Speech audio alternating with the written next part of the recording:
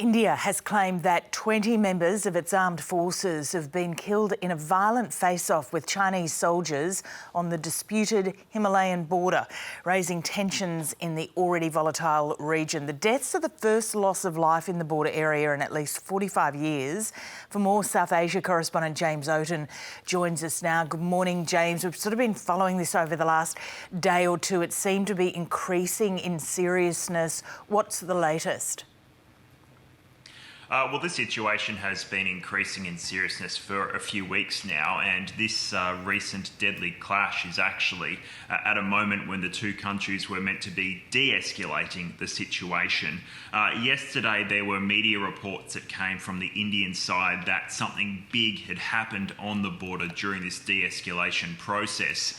Now, there's been plenty of reports in recent weeks about what has happened on the border, but this time the Indian government or the Indian Army actually started to confirm some details. At first, we were told that 3 people had been killed, 3 Indian Army soldiers had been killed, but overnight that number has risen to 20.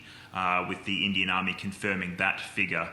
From the Chinese side, the Chinese Foreign Ministry briefing at first, which was only being held in the early hours of this news breaking, China didn't actually confirm what had happened, so we're still yet to hear from the Chinese side about how many casualties there have been on their side of this clash. But Indian media is certainly reporting that there are casualties on both sides. One media outlet, NDTV, quite a reputable media outlet, is saying as many as 43 Chinese soldiers have been killed in this clash. Now, we know that there weren't gunshots fired during this skirmish. What it seems to have been is a fight that has broken out. People have used their fists, batons. There's been talk of iron rods being used. This is similar to what we've been hearing reports of in recently. But of course, as you mentioned before, what makes this quite distinctive to other previous reports is that there are fatalities here. People have died, and that hasn't happened since 1967. And so what sparked this latest clash? Well, over the years, there have been more and more kind of tensions on the border.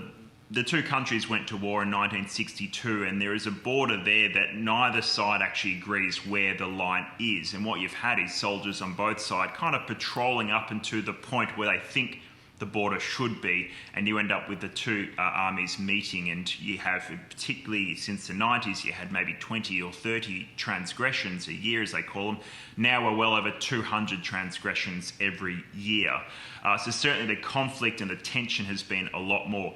Since May, we've been having reports of these fights that have been breaking out, and Chinese pushing forward, setting up tents closer to the border. Certainly the Indian Army has been responding as well, pushing closer to what they call the line of actual control. But as I mentioned earlier, the Indian Army has kind of been downplaying the issue, not really responding to the reports. There's been videos that have been released online showing rock fights or showing fist fights between the two forces, but India has constantly denied reports of violence. It has also said that these videos that have been released in around May are unauthenticated, which is a strange way of neither confirming nor denying what is happening. Those videos and these conflicting media reports prompted the two sides to meet and start holding high-level talks, and that's where this process of de-escalation started, but clearly something has gone very wrong.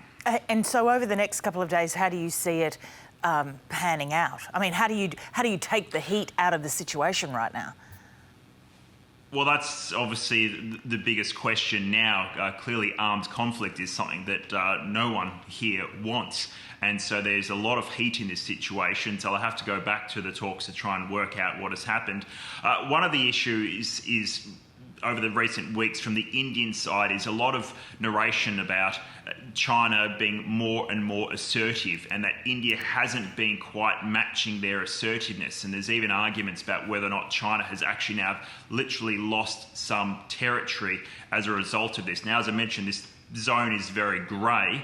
There's no clear line there, but a lot of people are fearing now from the Indian perspective that they have lost some ground and they simply won't be able to get that back.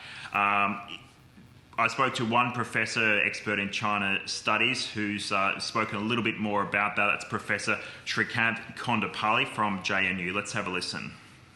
In 1967, we had a few casualties in Nathula, Jelepla, and Chola areas in Sikkim region.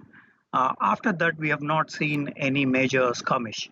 In 1975, again, there were a few incidents, but not to the level that we are now witnessing, which means that if there is retaliation from either side, this could lead to a limited local war between the two sides.